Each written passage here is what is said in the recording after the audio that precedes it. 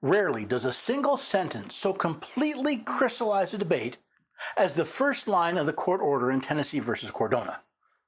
The case involves the attempts by the Biden administration's Department of Education to rewrite Title IX's protection of women in education and their access to competitive sports. The single sentence? There are two sexes, male and female, period.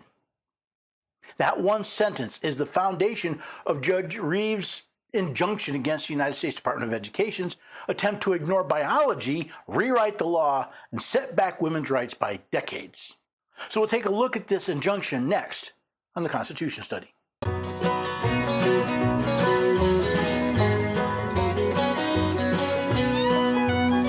the neighbors and have a few good friends. Every day we're everyday Americans. Oh, every day we're everyday Americans.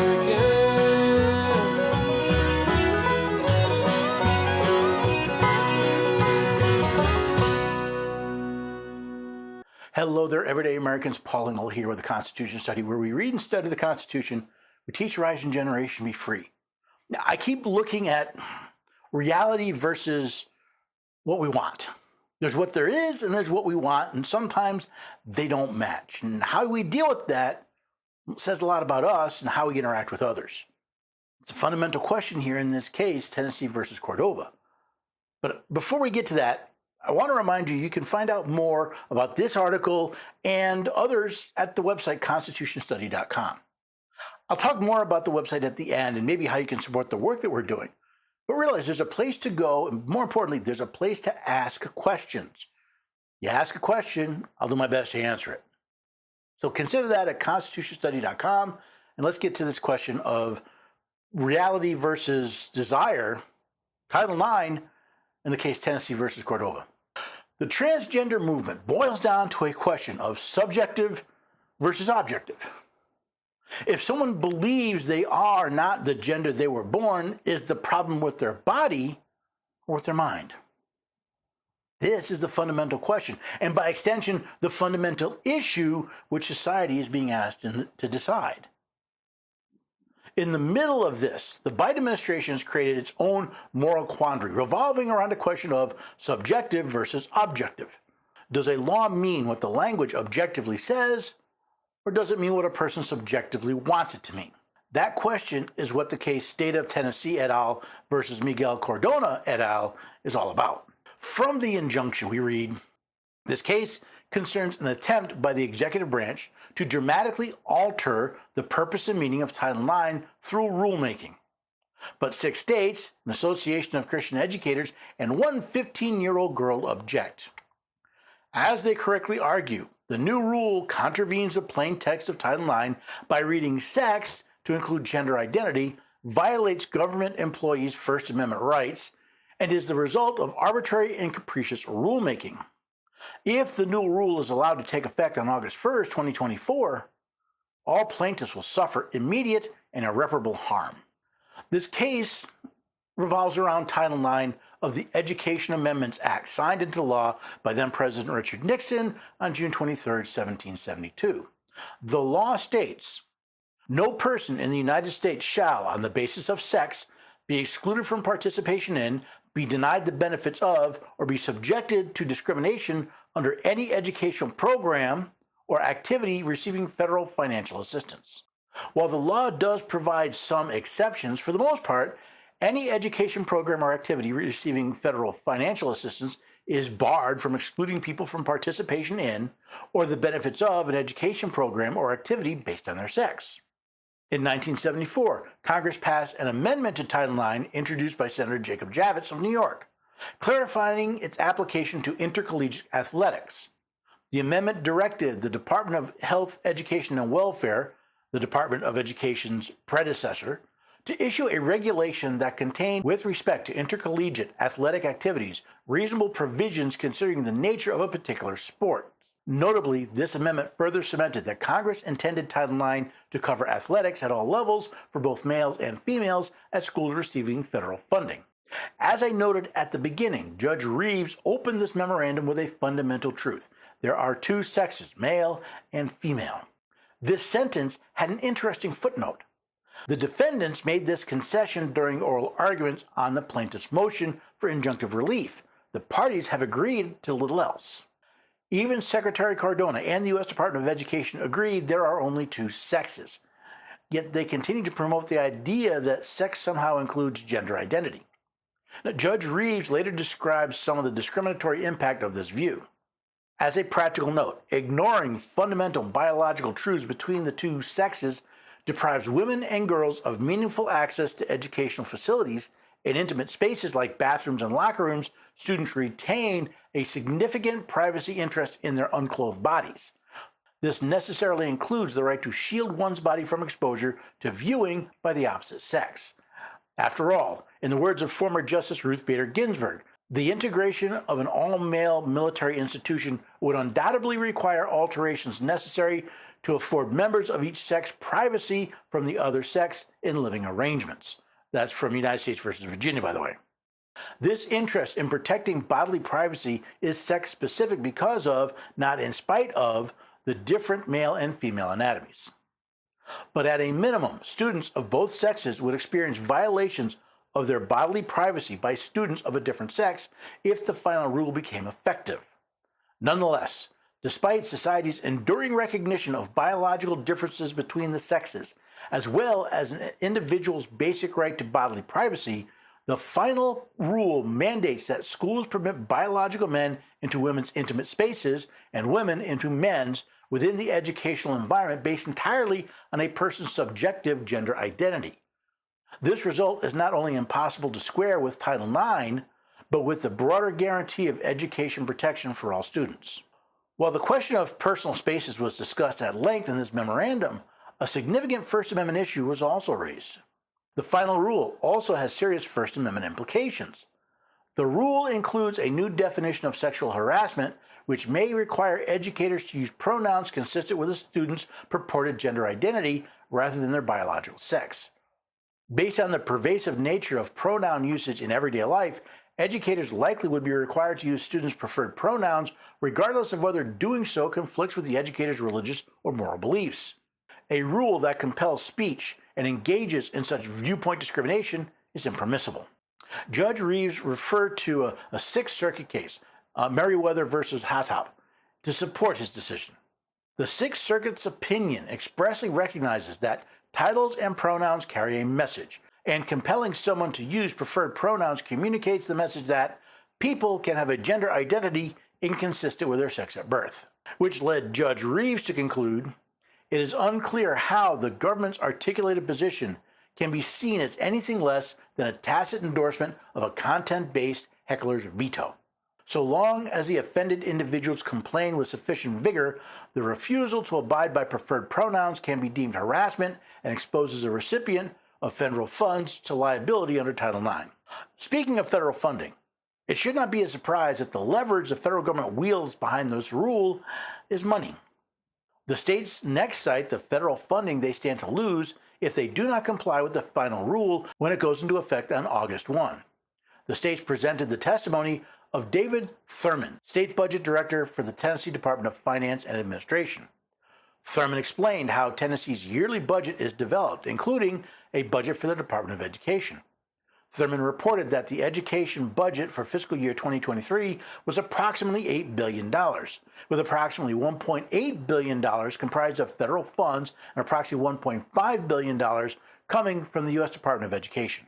As Alexis de Tocqueville once said, the American public will endure until the day Congress discovers that it can bribe the public with the public's money. This regulation is simply the latest in a long train of examples of how Congress has discovered that it can bribe the public with their own money. I only wish Judge Reeves had gone into this in more depth. While Judge Reeves talks about the impact of the loss of such funding, no mention is given to the fact that Congress has no constitutional authority to spend money on education. Neither does the Constitution give the executive branch the authority to use tax money to intimidate states into following their political agenda. Once again, we see the bribe offered by Congress being used to manipulate and intimidate the states into complying with the political wishes of the federal government. Judge Reeves comes to several conclusions, none of which are supportive of the actions of the U.S. Department of Education.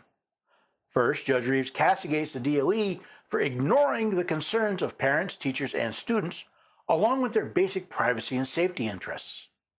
It is an inescapable conclusion based on the foregoing discussion that the department has effectively ignored the concerns of parents, teachers, and students who believe that the final rule endangers basic privacy and safety interests, rather than address the evidence provided by the plaintiff states and others during the commenting period. The department throws its figurative hands in the air and says, "Too bad." But as the United States Court of Appeals for the Fifth Circuit has underscored, bare acknowledgement of possible issues a rule will create is no substitute for reasoned consideration, especially when the regulated subject is one of extraordinary consequence. The department has not identified significant evidence indicating that its motivations here are rooted more in sound considerations accounting for the serious privacy and safety interests than in the political preferences of an outcome-oriented rule.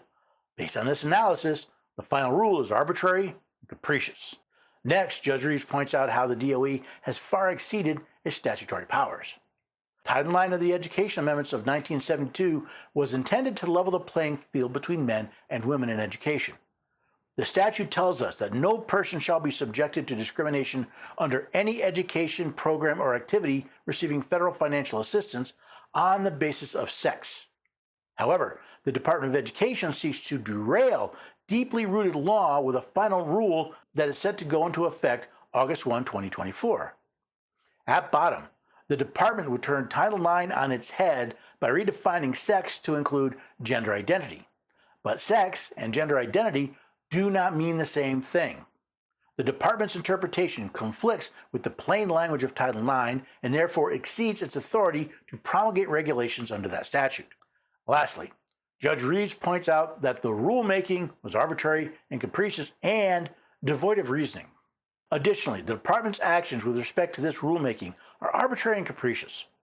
The department fails to provide a reasoned explanation for departing from its long-standing interpretation regarding the meaning of sex and provided virtually no answers to many of the difficult questions that arose during the public comment phase. Notably, the department does not provide a sufficient explanation for leaving regulations in place that conflict with the new gender identity mandate, nor does it meaningfully respond to commentators' concerns regarding risks posed to students and faculty safety. All of this leads Judge Reeves to his final order. Based on the foregoing analysis and discussion, it is hereby ordered as follows. The motion for a preliminary injunction stay filed by Tennessee, Kentucky, Ohio, Indiana, Virginia, and West Virginia, and Christian Educators Association International and A.C. are granted.